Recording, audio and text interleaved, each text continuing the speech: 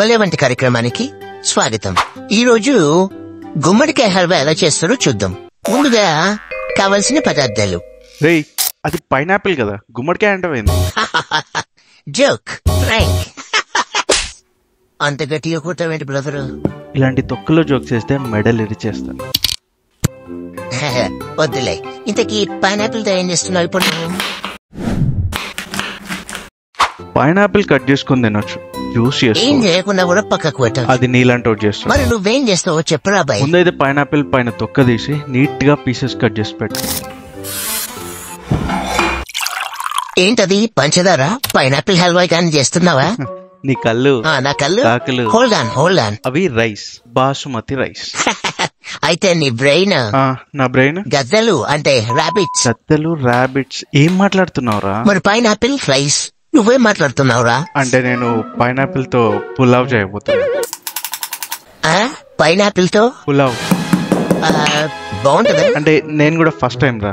అంటే నా మీద ఎక్స్పెరిమెంటా? దీంట్లో ఎక్స్పెరిమెంట్ ఏముందిరా? పైనాపిల్ తినేదే, కొంచెం సాల్ట్, అది కూడా తినేదే, కొంచెం కారం యాడ్ చేద్దాం, తినేదే, ధనియాల పొడి తినేదే, మిరియాలు, లవంగాల పొడి తినేదే, దీంట్లో కొంచెం గన్నేరు పప్పు, తినేదే. ఏం పప్పు అన్నావు?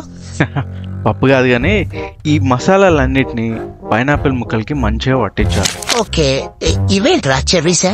మా చిన్నప్పుడు అయితే రామ్ముల్క పండ్లు అనేవాళ్ళు. ఇప్పుడు చిన్న టమోటాలు.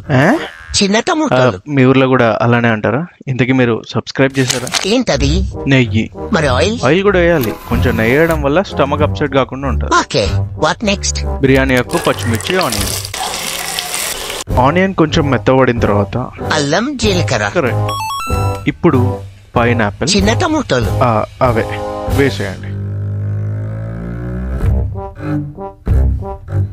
పైనాపిల్ మంచిగా రోస్ట్ అయిన తర్వాత వాటర్ పోసి బియ్యం వేయాలి, అంతే కదా? కాదు, మనం ఆల్రెడీ కడిగి నానబెట్టుకున్న బాస్మతి రైస్ దీంట్లో తర్వాత వాటర్ పోయాలి కదా? కాదు, స్లోగా రైస్ ని కలపాలి.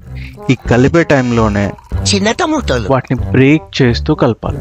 ఇలా లైట్ గా కుక్ చేయడం వల్ల ఫ్లేవర్స్ అన్ని రైస్ కి మంచిగా పడతాయి. సరే అని ఈ పైనాపిల్ ని ప్రెగ్నెన్సీ టైంలో తినద్దంటారు కదా, ఎందుకు? నేను డాక్టర్ నారా, నన్ను అడుగుతా. అలా కదరా, యూట్యూబ్ వీడియోస్ లో ఇలాంటివి చెప్పాలి. లీవ్స్ అండ్ ఫ్లవర్స్ తెలియకుండా మనం మ్యాటర్ చెప్పొద్దు మామ, పాపం. యాక్చువల్ గా జనాలు డాక్టర్ల కంటే యూట్యూబర్స్ నే ఎక్కువ నమ్ముతున్నారు. ఈ కాంట్రవర్సీ టాపిక్ మనకి ఎందుకులే గానీ, ఒక 5 to 10 minutes తర్వాత రైస్ ని మంచిగా కలబెట్టాలి. అలా అయితేనే రైస్ మంచిగా ఈవెన్ గా కుక్ అవుతుంది. అదిరా, డన్. పైనాపిల్ పులావ్ రెడీ అయిపోయింది. లుక్ మాత్రం చాలా టెంప్టింగ్ గానే ఉన్నది. టేస్ట్ ఎట్లా ఉన్నది మరి? ఒక్కొక్క ముద్దకు ఒక్కొక్క పీస్ పెట్టుకొని తింటుంటే పైనాపిల్ జ్యూసీ ఫ్లేవర్ నోట్ లో బ్లాస్ట్ అవుతుందిరా. స్వీట్ అండ్ టాంజీ ఫ్లేవర్ తో పుల్ల పుల్లగా, తీయగా బానే ఉంటది. అదిరిపోయిందా? చాలా స్పైసీ, చాలా క్రేజీ. సబ్స్క్రైబ్ ఇవ్వండి, లెట్స్ గో.